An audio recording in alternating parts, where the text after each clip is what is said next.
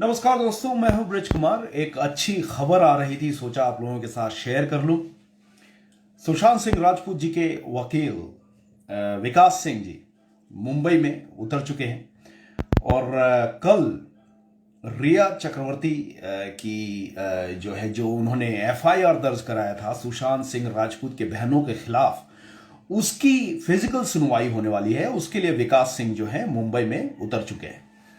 आपको बताते चले कि बहुत सारे सवाल उठ रहे थे कि विकास सिंह आखिरकार इतने खामोश क्यों हो गए हैं, कुछ बोल ही नहीं रहे हैं, आखिरकार हो क्या रहा है। आखिरी उनका जो ट्वीट था वो 16 दिसंबर को आया था। उसके बाद अब मतलब कि एक महीने के बाद उनका ट्वीट आ रहा है। हालांकि जो ट्वीट आया है वो बड़ा ही पॉजिटिव है। पॉजिटिव इसलिए क्योंकि कल फिजिकल हियरिंग है रिया चक्रवर्ती के लिए जो खिलाफ जो एफआईआर दर्ज कराया था सुशांत सिंह राजपूत के सिस्टर्स ने, उसके अगेंस्ट में जो रिया चक्रवर्ती ने एफआईआर दर्ज कराया था उसकी सुनवाई होनी है। तो होपफुली फिंगर क्रॉस्ड कि कुछ पॉजिटिव निकल के आएगा, कुछ अच्छी खबर हो सकता है कि हम लोगों को सुनने को मिले।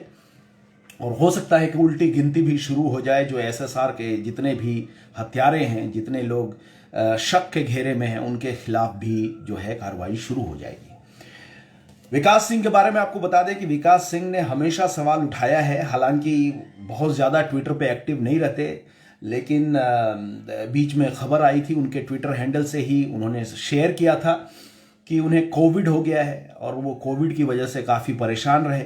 थैंकफुली वो पॉजिटिव से कोविड पॉजिटिव हो गए थे, लेकिन थैंकफुली वो उससे सही सलामत बाहर निकल गए। अब वो स्वस्थ हैं और कल, जैसा कि उन्होंने ट्वीट में बताया है कि कल वो फिजिकल हियरिंग अटेंड करने के लिए आज मुंबई उतर चुके हैं।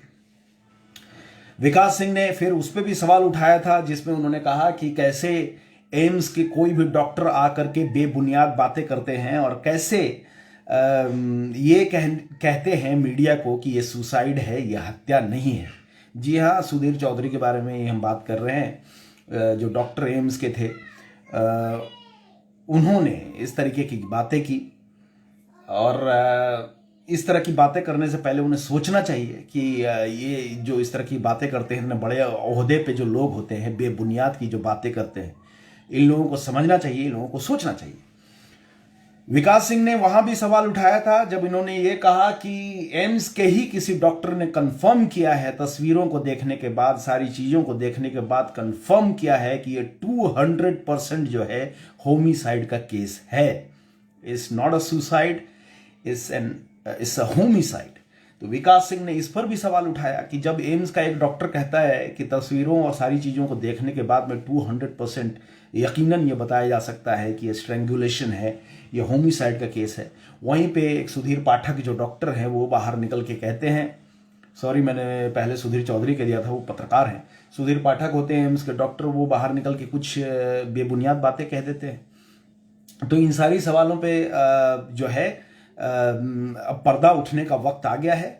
विकास सिंह जी वापस आ चुके हैं फॉर्म पे। उनके सवाल, अब तीखे सवालों का सामना करने के लिए जो मान शिंदे वकील हैं रिया चक्रवर्ती के, वो भी तैयार रहें और रिया चक्रवर्ती भी तैयार रहे और बाकी के जितने गुनहगार हैं वो भी तैयार रहें।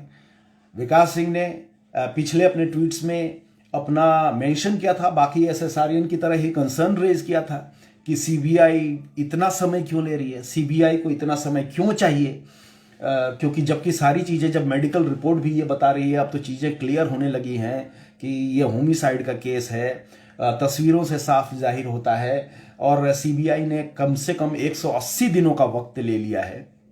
180 दिनों में उन्हें क्या तफ्तीश करनी है, किसी को बुला भी नहीं रहे हैं पूछताछ के लिए, तो आखिरकार ये इतनी खामोशी से क्या पूछताछ हो रही है? सवाल तो उठना जायज है। अभी बीच में तो सीबीआई ने देखा कि मामला हाथ से निकल रहा है, हो सकता है राजनीतिक प्रेशर में आकर के उन्होंने एक छोटा सा अपडेट दे दिया कि हम अभी भी जांच पड़ताल कर रहे हैं, आप लोग लगे रहो काम पे। हो सकता है कि नहीं हो सकता है ना। 6 महीने का वक्त काफी होता है। देखिए, मैंने हमेशा पॉजिटिव साउंड किया है, मैंने हमेशा आप लोगों को कहा है कि सीबीआई पे ट्रस्ट रखिए, लेकिन सीबीआई पे ट्रस्ट रखने का भी एक लेवल होता है कि नहीं होता है। 180 दिन से ऊपर हो चुका है, आखिरकार आप किस तरह की पूछताछ कर रहे हैं? और पूछताछ कर रहे हैं तो सीबीआई के इतनी लुकी छुपी तो पूछताछ नहीं होती कि सीबीआई ऑफिस में फलाना को बुलाया गया, सीबीआई ऑफिस में आज इनको तफ्तीश के लिए बुलाया गया है, इनसे बातचीत करने के लिए बुलाया गया है। इस तरह की न्यूज़ें तो बाहर निकल के कुछ आ ही नहीं रही हैं। ले दे करके एनसीबी का ही केस हमें सुनाई देता है कि एनसीबी आज यहाँ छापे मार रही है, एनसीबी आज उसको बुला रही है। एनसीबी, हमें एनसीबी से क्या लेना देना है? हाँ ठीक है, ड्रग्स का मामला है, आप ड्रग्स के मामले को सॉल्व कीजिए एनसीबी साहब, हमें कोई दिक्कत नहीं है। लेकिन नूपुर प्रसाद जी, हमारा तो मेन कंसर्न आपसे हमारा मेन कंसर्न कि भाई सीबीआई क्या कर रही है इस मुद्दे में, सीबीआई किन किन से पूछताछ कर रही है। अगर आपने अपडेट दिया ही था नूपुर प्रसाद जी, अगर आपने अपडेट दिया था तो अपडेट देके बताती कि हाँ फला फला लोगों को हमने बुलाया, फला फला लोगों से बातचीत चल रही है। नहीं तो आपने कुछ नहीं, एक चिट्ठी सुब्रमण्यम स्वामी को दे दिया। अब सवाल तो यह भी उठ रहा है कि सुब्रमण्यम स्वामी को ही आपने चिट्ठी क्यों दी? क्या इसके पीछे कोई राजनीतिक मंशा है कि कोई पर्टिकुलर पार्टी जो है क्रेडिट लेना चाहती है? क्या है कहानी? ठीक है, सुशांत सिंह राजपूत को एक पॉलिटिशियन के तौर पे सुब्रमण्यम स्वामी उठाते रहे। सीबीआई, एक बात बताओ, सीबीआई अपने ट्विटर हैंडल से भी तो बता सकती थी कि हाँ भाई हम इस जांच के केस की जांच पड़ताल कर रहे हैं, या भी कोई अपने आधिकारिक वेबसाइट से किसी न्यूज चैनल को भी तो बता सकती थी। सुब्रमण्यम स्वामी को ही चिट्ठी देकर क्यों बताया गया? ये देखिए, मेरे सवाल आपको पसंद आ रहे हैं या नहीं आ रहे हैं, लेकिन मैं ये सवाल, मुझे मालूम है कि मेरे जैसे कई लोग सोच रहे होंगे, कई लोगों के पास ये सवाल होगा कि आखिरकार ये क्या खेल चल रहा है। सीबीआई अगर आकर के बता रही है कि काम चल रहा है और हम इसको अभी नजरअंदाज नहीं करते, तो आप कुछ अपडेट्स तो देते यार। आपने अपडेट्स नहीं दिया 6 महीने में आकर के, आप बस ऐसे ही आकर के बोल गए कि हाँ अभी हम जांच पड़ताल कर रहे हैं। 6 महीने का 180 दिन का वक्त काफी होता है। बीच में ना तो हॉलीडे ना कुछ था, वो क्रिसमस हॉलीडेज तो अब शुरू हुए। आपकी तफ्तीश में आपने किन किन को बुलाया, किन किन से सवाल जवाब किए, आपके ऑफिस में कौन से लोग अटेंडेंस लगा रहे हैं, ये तो कभी न्यूज में आ ही नहीं रहा है। और आप, मुझे नहीं लग रहा कि आप कोई पूछताछ भी कर रहे हैं। संदीप सिंह को एक बार भी आपने नहीं बुलाया, पिठानी को एक बार भी नहीं बुलाया। तो किस तरह की आपकी तफ्तीश चल रही है और किस तरह की जांच पड़ताल आप सीबीआई कर रहे हैं? किस तरह से आप पे भरोसा किया जाए, ये बताइए। तो ये मेरे भी सवाल है। विकास सिंह ने भी ये कंसर्न उठाया था कि सीबीआई इतना वक्त क्यों ले रही है। विकास सिंह जो कि सुशांत सिंह राजपूत के वकील हैं। तो Baldev Rawal ji, we agreed with you sir, CBI sleeping yet, carry on one day SSR justice. बिल्कुल सही कर रहे हैं बलदेव रावल साहब, मैं आपसे भी अग्री करता हूं कि सवाल तो यही है ना कि आखिरकार आप एक चिट्ठी सुब्रमण्यम स्वामी जी के हाथों में पकड़ा देते हैं और कहते हैं सुब्रमण्यम स्वामी जी को कि ये चिट्ठी जो है फला ईशकरण सिंह के साथ बैठ करके तुम पब्लिक को बता दो ताकि एसएसआर नाचने लगे, खुश हो जाए। अरे खुश तो हम हुए, चलो अच्छी बात है, हम खुश हुए, लेकिन ये मत समझना कि हम सवाल पूछना छोड़ देंगे। खुश हुए कि आपने चिट्ठी दी, लेकिन अब सवाल ये उठता है कि आपने सुब्रमण्यम स्वामी को ही चिट्ठी क्यों दी? आप अपनी आधिकारिक वेबसाइट पे भी रिलीज कर सकते थे, आप किसी न्यूज चैनल को भी बता सकते थे, आपका ट्विटर हैंडल है, वहां भी जाकर के नूपुर प्रसाद जी आप वहां पे कुछ डाल सकती थी, कह सकती थी कि हाँ भाई जांच पड़ताल चल रही है। तो जितने भी एसएसआरियंस हैं उनको हम सांत्वना देना चाहेंगे, उनको हम कहना चाहेंगे कि अधीर न। तो इसमें तो राजनीतिक जो साजिश की है बू अगर आ रही है तो क्या गलत आ रही है आप बताइए? ये क्रेडिट लेने की लड़ाई नहीं है तो क्या है? ये सारे एसएसआरियंस जो लड़ रहे हैं, जो मर रहे हैं, आप उनको अधिकार नहीं दे करके एक पॉलिटिशियंस के हाथ में चिट्ठी थमाते हैं जो कि साल भर में एक ट्वीट करता है एसएसआर के लिए, जिसको साल भर में आप ये देखिए कि लोग कहां हैं। अब कहां है शेखर सुमन, कहां है रूपा गांगुली जी, कहां है कंगना रनौत? कितनी बार उनकी ट्वीट आप देख रहे हैं और क्या सुन रहे हैं? कहां है ये सारे लोग जो बहुत उछल उछल के एसएसआर के नाम पे अपना जो है फॉलोअर्स बढ़ा रहे थे और अपने आप को जिंदा कर रहे थे? कहीं वो गायब हो चुके थे वो लोग, एसएसआर के नाम पे आज जिंदा हो रहे हैं सोशल मीडिया पे, हर जगह पे। कहां है वो लोग? अब क्यों खामोश हो गए? और सीबीआई ऐसे आदमी को चिट्ठी देती है जो कि ट्विटर पे एक्टिव नहीं है बहुत ज्यादा, अभी तो बीच में ट्विटर पे निकल गया था। इन सवालों के जवाब चाहिए और इस सवालों के जवाब हम छोड़ेंगे नहीं, इन सवालों के जवाब हम पूछते रहेंगे। सीबीआई ये सोच रही है कि आकर के पीछे से हमारा पीठ थपथपा दिया और हम खुश हो गए और हम भूल जाएंगे, तो ये बिल्कुल गलत है। 6 महीने में आपने फार्म हाउस में जाके चेक किया, 6 महीने में आपने एविडेंसेस इकट्ठा किए, 6 महीने में आपके सामने सारी चीजें तो आपके सामने हैं। अब कौन सा आप ये कर रहे हैं, कौन सी तफ्तीश कर रहे हैं जिसमें आपको इतना वक्त लग रहा है? आप कहते हैं हम ईरानियन टेक्नोलॉजी यूज कर रहे हैं, हम बड़े हाई फाई साइंटिस्ट वाला चीजें यूज कर रहे हैं। अब इतना हाई फाई साइंटिस्ट और साइंटिफिकेशन तुम लगा रहे हो सीबीआई, तो भैया रिजल्ट तो और जल्दी आना चाहिए।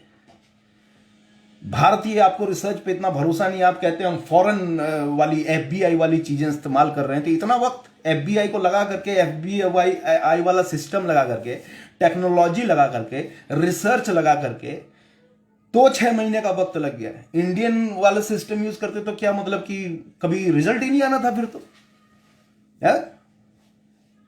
Ramandeep Kaur, CBI must ensure us what the hell they are doing in SSR case. Of course, that's what I am asking. What the hell you are doing?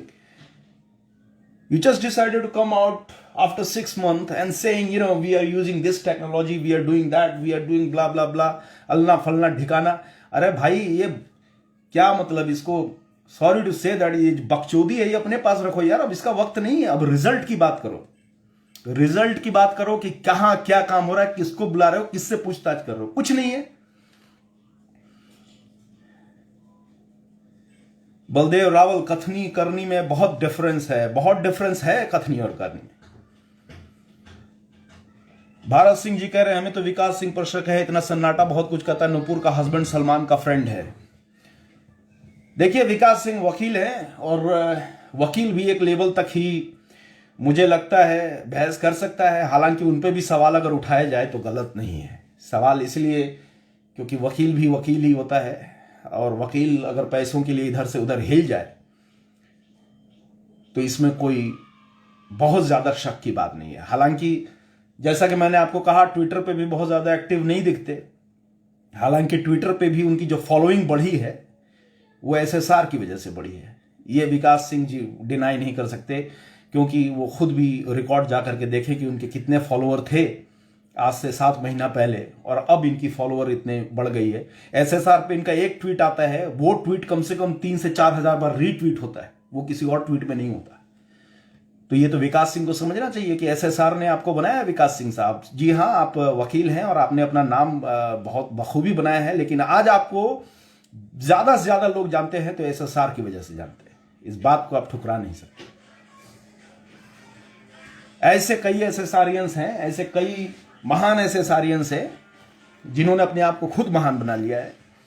उनको भी पहले कोई नहीं जानता था, जो एसएसआर की वजह से, एसएसआरियंस की वजह से आपको जान रहे लोग। और आपके सवाल कहां हैं? आप लोग सवाल नहीं उठा रहे, आप लोग सब चुप हो गए। मैं नाम नहीं लूंगा, जितने बड़े बड़े एसएसआरियंस हैं जो फ्रंट लाइनर्स अपने आप को कहते हैं, आपके सवाल किधर हैं और आपके सवाल सही क्यों नहीं हैं? आप में से कई एसएसआरियंस हैं फ्रंट लाइनर्स जो बड़े खुश हुए, बड़ा शाबाशी दे रहे थे, अपने आप को खुद ही शाबाशी दे रहे हैं, खुद ही यूट्यूब वीडियो बना रहे हैं। मैं कह रहा था सीबीआई पे भरोसा रखिए, सीबीआई आएगी, सीबीआई। अरे भाई सीबीआई आई, लेकिन लाई क्या ऐसा जिस पे आप इतने खुश हुए जा रहे हैं, इतनी शाबाशी आप सीबीआई को दिए जा रहे हैं? आपने सवाल पूछना चाहिए था ना, सीबीआई तुम 6 महीने के बाद आए हो, लाए क्या हो? सीबीआई तुम 6 महीने के बाद आए हो, ये चिट्ठी आखिरकार स्वामी जी को क्यों दी आपने? सीबीआई तुम आए हो तो तुम्हारा ट्विटर हैंडल पे कोई अपडेट्स नहीं आता, आखिरकार तुम ये अपडेट वहां क्यों नहीं दे सकते थे? सीबीआई तुमने अपने ऑफिस में कितने लोगों को बुलाया है पूछताछ करने के लिए?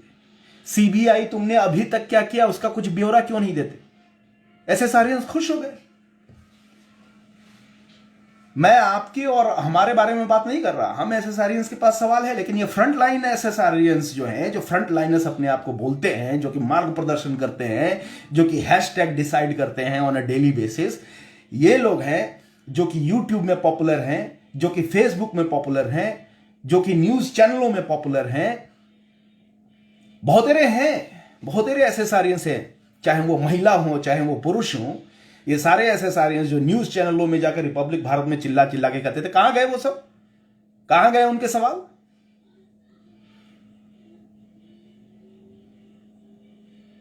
खुश हुए जा रहे हैं भैया, खुश हुए जा रहे हैं। बहुत बड़ी खबर आ गई। अरे खबर कुछ नहीं आई, 6 महीने बाद में सीबीआई आती है, एक छोटा सा तुम्हें दे देती है लॉलीपॉप चूसते रहो, अगला 6 महीने कुछ नहीं आने वाला।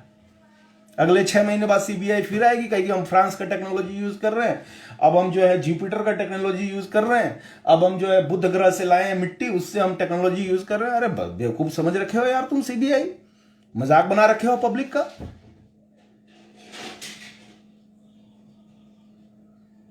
नहीं, आज मैं सच में मैं बहुत सी चीजें पढ़ रहा था, बहुत सी चीजें समझने की कोशिश कर रहा था।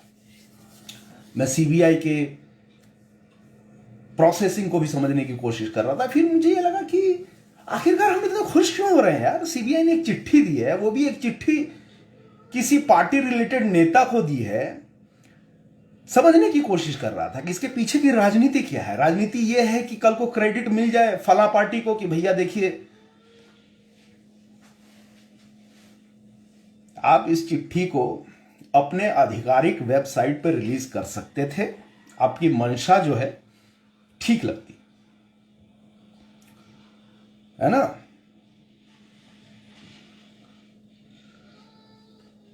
जी रमन कौर जी सवाल मैं यही पूछ रहा हूं, और ये सवाल मैं आप लोगों की तरफ से ही लोगों से पूछ रहा हूं। ये जो बड़े बड़े एसएसआरियंस हैं, ये जो बड़े बड़े नेता हैं, जो एसएसआर के नाम पे अपनी रोटी सेक रहे हैं, जो अपने नाम को हवा बनाए हुए हैं, कौन जानता था आप बताइए। नहीं, मैं नाम नहीं लूंगा।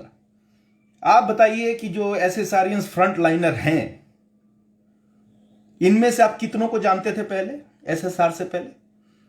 सच्चे दिल से बताना, सच्चे दिल से बताना। मैं नाम एक का भी नहीं लूंगा, लेकिन आप बताना कि जितने भी फ्रंट लाइनर एसएसआरियंस हैं, चाहे वो ट्विटर में हैं, चाहे वो फेसबुक में है, चाहे यूट्यूब में, कितनों को जानते थे आप? आंसर होगा शायद 1 या शायद 0। किसी को भी नहीं जानते थे। एक कोई पियक्कड़ आता है, दारू पी करके आता है रात में, होश नहीं रहता उसे खुद का, लाइव वीडियो ऑन करता है, कुछ भी बोलता है,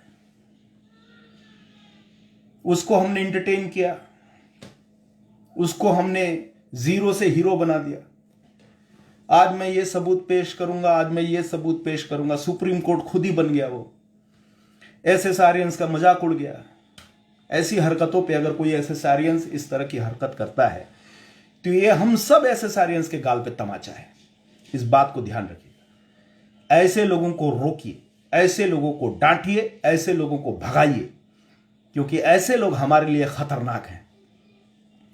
मैं आपको एक बात बताऊं, ये जितने लोग कहते हैं एसएसआर जिंदा है, एसएसआर से मिलकर आया हूं, भावनाओं के लिए तो ये ठीक है। भावनाओं को अगर देखें तो हम सभी ऐसा महसूस करना चाहते हैं कि एसएसआर हमारे जिंदा है।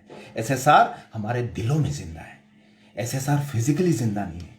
ये बात ध्यान रखिए कि जब आप कहते हैं कि एसएसआर जिंदा है और मैं उससे मिल के आया हूं या फिर मैंने उसे देखा है, ये आप एंटी एसएसआरियन को हेल्प कर रहे हैं, मदद कर रहे हैं। क्योंकि अगर किसी व्यक्ति के जीने का प्रमाण मिलने लगता है, एविडेंसेस मिलने लगते हैं, तो कोर्ट उसमें 7 साल की रोक लगा देती है। यह वैधानिक जानकारी आपको दे रहा हूं, किसी वकील से आप जरा चेक कर लीजिएगा। 7 साल तक उस केस में कुछ नहीं होगा, क्योंकि किसी ने नहीं, कम से कम 10-12 हजार लोगों ने इस बात की पुष्टि की कि एसएसआर जिंदा है और उनको हमने देखा है। भावनाओं में बह करके लोग, हम भेड़ जैसे लोग हैं। एक भेड़ जहां ले जाता है उसके पीछे पीछे हजारों भेड़ें चलने लगती हैं। ध्यान रखना, भावनाओं में बह करके ऐसी बातें जब तुम करते हो तो इस पूरी जस्टिस को तुम होल्ड पे डाल रहे हो। 7 साल का होल्ड लग जाएगा। बजाते रहना घंटा, लड़ते रहना हर रोज एसएसआर की जस्टिस। 7 साल तक कुछ नहीं कर पाओगे। 6 महीने में आप फटी पड़ी है लोगों की, 7 साल के लिए लटक जाओगे। भावनाओं पे कंट्रोल रखो। भावनाओं में बह के पागलों वाली बात मत करना और पागलों को फॉलो मत करना कि एसएसआर जिंदा है।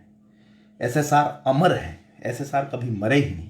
वो हमारे दिलों में जिंदा है, और जहां भी वो स्वर्ग में है वो हमें देख रहे होंगे, वो अच्छा फील कर रहे होंगे। लेकिन इस तरह की बातें करने वाले लोगों से बचिए और ऐसे एसएसआरियंस को भगाइए, ग्रुप से भगाइए, उनको एंटरटेन मत कीजिए, क्योंकि ऐसे लोग खतरनाक होते हैं। ऐसे लोगों को जहां से पैसा मिलता है वो इस तरह का खेल खेलना शुरू कर देते हैं। मैंने ये भी देखा कि कुछ फेसबुक पे ही चैनल्स हैं जो एसएसआर के मुद्दे चला रहे हैं, और वहां पे उन्होंने डोनेशन का एक लिंक भी दे रखा है कि यहां आप डोनेट कीजिए एसएसआर की लड़ाई लड़ने के लिए। ये क्या हो रहा है भैया? ये कौन सी नई चीज शुरू कर दी?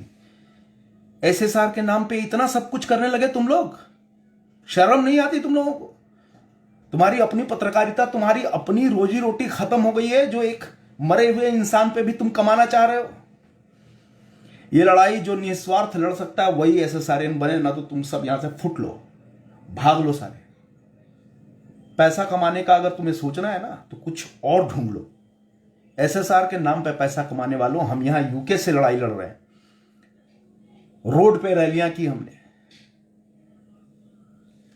हमने एक दूसरे से कुछ पैसे लेकर के पैसे उठाए, चंदा जमा किए हमने, पर पूरी भीड़ से नहीं मांगी हमने।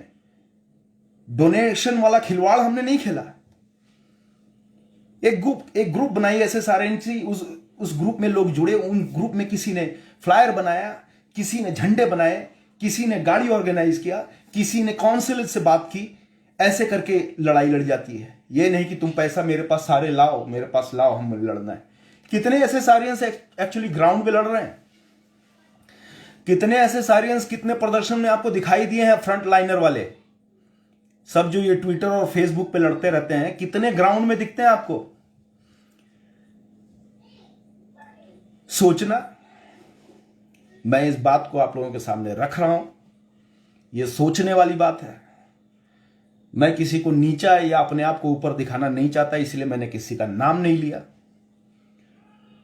मैं भी आप लोगों की तरह ही एक एसएसआरियन हूं, और इसीलिए आप ही लोगों की तरह सोचता हूं। इसलिए मैं उन बातों को रखता हूं जो सच है, और सच यही है कि लोग एसएसआर के नाम का फायदा उठाने लगे।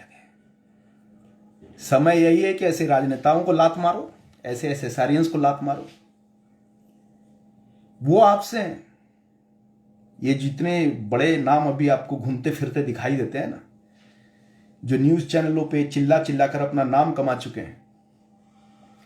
फिर से एक बार मैं कहूंगा, अर्नब गोस्वामी जी को मैं नहीं कह रहा। अर्नब गोस्वामी जी ने बहुत रिस्क पे डाला अपने आप को, बहुत कुछ अपना दांव पे डाला। अब उनकी मजबूरी है कि उन्हें शांत रहना पड़ेगा, लेकिन उन्होंने इस आग को बहुत ऊपर तक पहुंचाया, इस लड़ाई को बहुत ऊपर तक पहुंचाया। उसके लिए बहुत बहुत शुक्रिया, उसके लिए बहुत बहुत शुक्रिया। आपके सवाल तीखे थे, आपने सवाल सही पूछे। अब आपको चुप करा दिया गया है, लेकिन आप जल्द ही बाउंस बैक करेंगे, ऐसी उम्मीद है। लेकिन मैं उन लोगों से कहता हूं जो अर्नब के ही चैनल में आके खूब चीखते थे, खूब चिल्लाते थे। हमारी जो शेरनी है कंगना रनावत, जिसको हमने शेरनी का नाम दे दिया, कहां गई वो? कहां है आजकल? क्या कर रही है? हो क्या रहा है उनके साथ? कहां गई? दिखता नहीं, कुछ बोलती भी नहीं है। और भी बहुत से लोग हैं। शेखर सुमन गायब हो गए, मुकेश खन्ना गायब हो गए, रूपा गांगुली बीच बीच में आती थी, वो भी गायब हो गई। सब के सब छोड़ते चले जा रहे हैं। मतलब निकल गया तो पहचानते नहीं। कब्र में पड़े हुए थे, चलो हाँ बहती गंगा है, हाथ धो लेते हैं, नाम याद आ जाएगा लोगों को कि भैया वो भी कोई था एक। एनीवे, आप लोग अपना ध्यान रखिए, ख्याल रखिए, सवाल पूछते रहिए। सवाल पूछना बहुत जरूरी है, चाहे वो आपकी अपनी सरकार से हो, चाहे वो सीबीआई से हो, चाहे वो जनतंत्र के, लोकतंत्र के जो जमींदार हैं वो हों, उनसे सवाल पूछिए। सवाल पूछना आपका जन्म सिद्ध अधिकार है। सवाल गलत है या सही है वो बात की बात होगी, लेकिन सवाल पूछते रहिए। सवाल पूछना बहुत जरूरी है। जिस दिन हम देश में सवाल पूछना बंद कर देंगे, उसी दिन लोकतंत्र की हत्या हो जाएगी, लोकतंत्र मर जाएगा। इस लोकतंत्र की सबसे बड़ी शक्ति अगर है तो वो है सवाल। याद रखिए, आप नॉर्थ कोरिया में नहीं है जहां पे सवाल पूछने पे फांसी पे लटका दिया जाता है। आप चाइना में नहीं है जहां पे मीडिया को बंद कर दिया जाता है। क्या आप चाहते हैं इंडिया उसी लेवल पे पहुंच जाए? तो मत पूछिए सवाल। क्या आप चाहती हैं कि इंडिया की सरकार हिटलर की सरकार बन जाए? तो मत पूछिए सवाल। क्या आप चाहते हैं कि आपके वोटिंग अधिकार को छीन लिया जाए? तो मत पूछिए सवाल। खामोश रहिए घरों में, अपने घर को देखते रहिए, अपना हाल देखते रहिए, अपनी चिंता करते रहिए। पड़ोसी के घर में आग लगे तो लगे, हमें क्या फर्क पड़ता है? सोचते रहिए। बहुत बहुत धन्यवाद। मैं हूं ब्रिज कुमार और ये नाम मैं गर्व से कहता हूं। कल को मुझे धमकियां मिलेंगी, गालियां मिलेंगी, सब कुछ गर्व से स्वीकार करूंगा, लेकिन सवाल पूछते रहिएगा। और सवाल यही है कि सीबीआई आप कब एक्शन लोगे, और एक्शन अगर ले रहे हो तो खुल करके बाहर आओ और हमें बताओ आखिरकार तुम एक्शन क्या ले रहे हो। धन्यवाद।